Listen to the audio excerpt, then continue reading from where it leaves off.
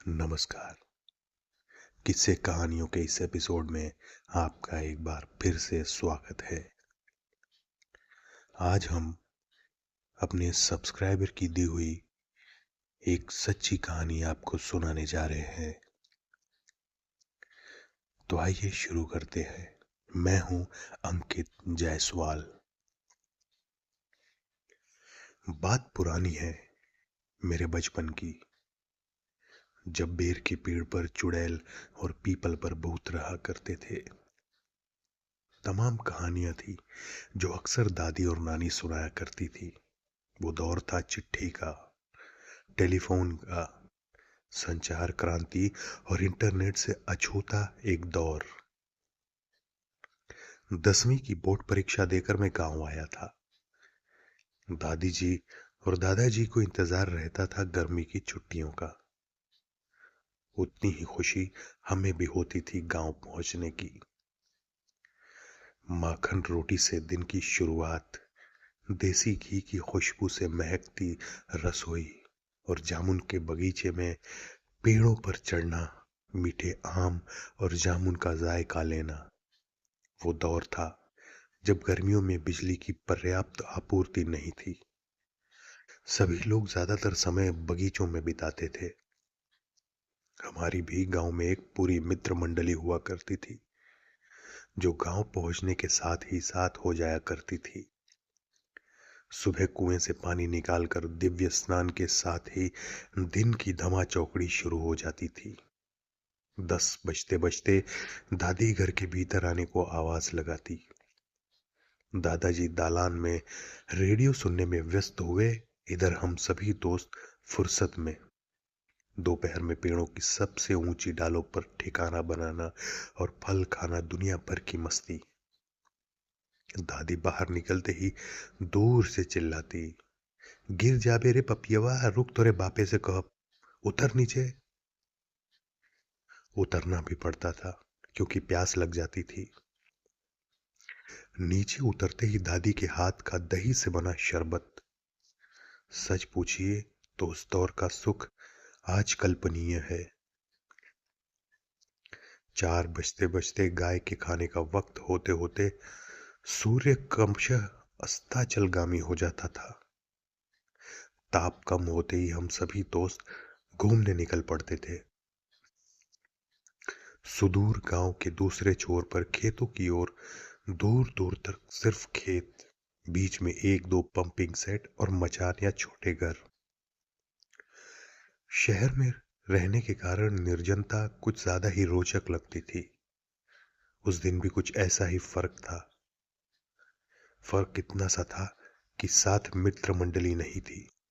गांव में शादी थी तो सिनेमा आने वाला था, इसलिए सारे लड़के उधर चले गए थे। मेरे साथ सिर्फ मयंक था, वो भी बाहर ही रहता था। हम दोनों निकल पड़े, मस्ती में बढ़े जा रहे थे। सूर्य अस्त हो गया था, हवाओं में ठंडक बढ़ने लगी थी। दूर से सियारों की आवाज आने लगी थी। हालांकि अभी उजाला था, पर ऐसा जो सिर्फ कुछ पलों में अंधेरे में बदल जाता। हम दोनों गांव से लगभग 5 किलोमीटर दूर निकल आए थे, उस आखिरी बबूल तक जहां दादी जाने से मना करती थी। बाकी लड़के भी उस ओर जाने से कतराते थे। आज मौका था, इसलिए हम दोनों ने ये दूरी तय कर ली। इसी वजह से शाम अपने अंतिम पलों में पहुंच गई। बबूल तक पहुंचने पर होश आया, समय ज्यादा हो गया, दादी डांटेंगी, ये सोचकर वापस मुड़े और तेज कदमों से वापस लौटने लगे। अभी मुश्किल से 100 मीटर आगे बढ़े थे कि पीछे से आवाज आई, कौन है रे? हमने सुना, पर अनसुना कर दिया क्योंकि हमें लगा हो सकता है किसी और से बात हो रही हो। बोलने वाला स्वर स्त्री था, साफ महसूस हुआ। हम आगे बढ़ते रहे, फिर वही आवाज। तो हमने सोचा देखना होगा, कोई हमें ही कह रहा है। हम मुड़े तो देखा सुखमनिया खड़ी थी, जो बिल्कुल साफ सुथरे कपड़ों में कुछ अलग सी लग रही थी। वो हमारे खेतों की देख रेख करने वाले उमेश काका की बेटी थी। यहीं पास में हमारे खेत थे जहां रहकर ये लोग खेतों की रखवाली करते थे। दिमाग में ये ख्याल आया तो लगा वो मुझे पहचान नहीं रही। मैंने कहा, हम है रे पल्लव, चिल्ली की नहीं। अभी मैं कुछ और कहता कि उससे पहले ही वो बोल पड़ी, यहाँ कहा है आकिल, यार मत हवल कर। आगे बढ़ते हुए उसके ये शब्द कानों में पड़े तो गुस्सा आया। इसकी इतनी हिम्मत। पीछे मुड़े तो देखा दूर दूर तक कोई नहीं। आवाज भी दी पर कहीं से कोई जवाब नहीं। मुझे लगा वो डर कर छुप गई। वैसे भी घर पहुंचने की जल्दबाजी थी तो तेज कदम से चलते हुए घर आए। घर आते ही दादाजी ने खूब डांटा। डांट से बचने के लिए दादी को आवाज दी, भूख लगी है। दादी बोली, हाथ धोआ, खाना तैयार हुआ हुआ। जल्दबाजी में हाथ धोकर मैं और मयंक सीधे दादी के पास पहुंचे। खाना खाया। उठते हुए दादी से कहा, दादी वो सुखमनिया हमको कौन है रे बोली। दादी ने हैरानी से पूछा, कौन सुखमनिया। मैंने कहा, अरे उमेश काका का बिटिया। दादी, वो तो मर ग, तू कहाँ गल रहा। दादी ने बात अधूरी रखकर सवाल किया।